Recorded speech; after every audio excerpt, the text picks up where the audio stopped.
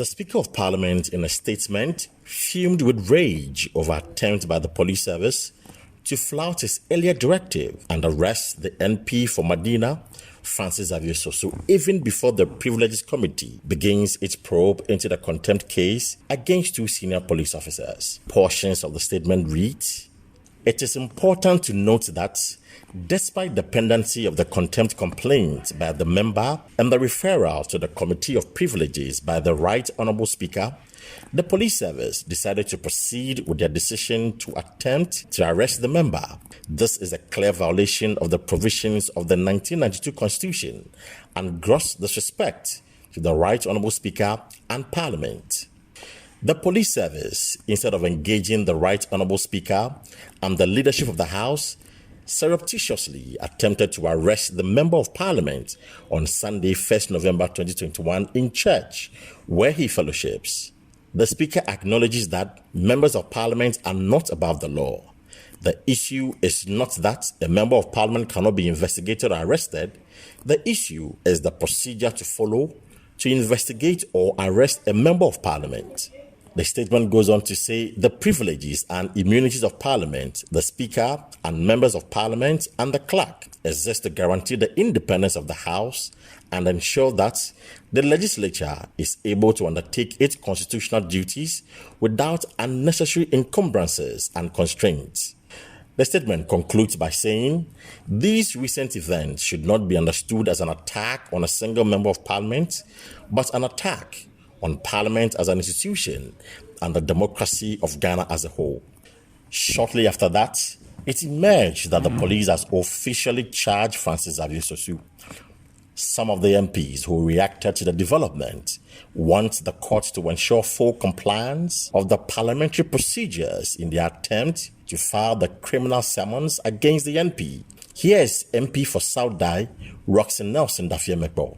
If they are of the strong conviction that Sosu has committed a crime, they've gone ahead to issue a criminal summons. Criminal summons is the processes that will detail the charges that have been leveled against the accused person, the brief facts in support. It's a court process that you file. So they've gone to file it with the court. So where we stand, if that is the procedure, then it is the registrar of the court who will take steps through the bailiff to now serve that process on Honorable Sosu.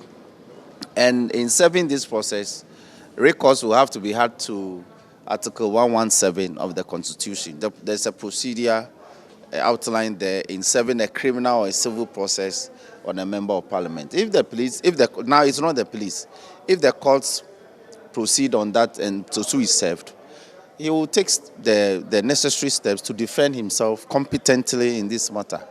He can either appear pro se, that's for himself, or he will go with a lawyer of his choosing to go and defend him. And I have absolute belief in his ability to defend himself. Member of Parliament for Mpraeso constituency, Ansah Opoku, in his view, argued that the charges are far-fetched. And I have maintained somebody who has held several demonstrations as a member of the Alliance for Accountable Governance. I think that demonstrating is a form of even easing tension in society. I mean, sometimes you cannot control the demonstrators, but to hold a member of Parliament responsible for certain damages, I think it's far-fetched. Yes, we all must be responsible as parliamentarians. We all must be responsible as citizens. But the person who bend the ties must be held responsible, and not Sosu. Unless the police is able to establish that Sosu took part in the exercise, unless the police is able to establish that Sosu contributed in any form or shape to the gentleman taking that action. Other than that, I don't see this matter traveling that far.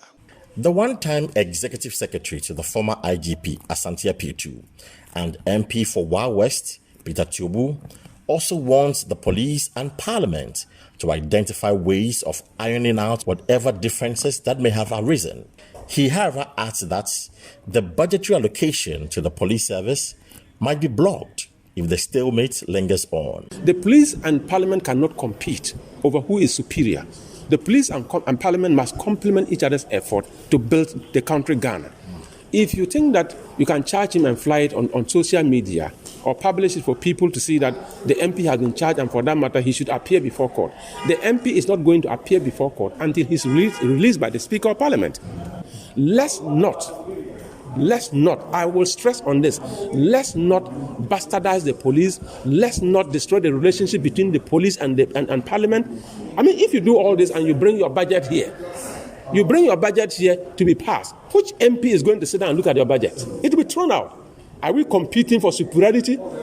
No. For Joy News, I'm Kwesi Parker Wilson.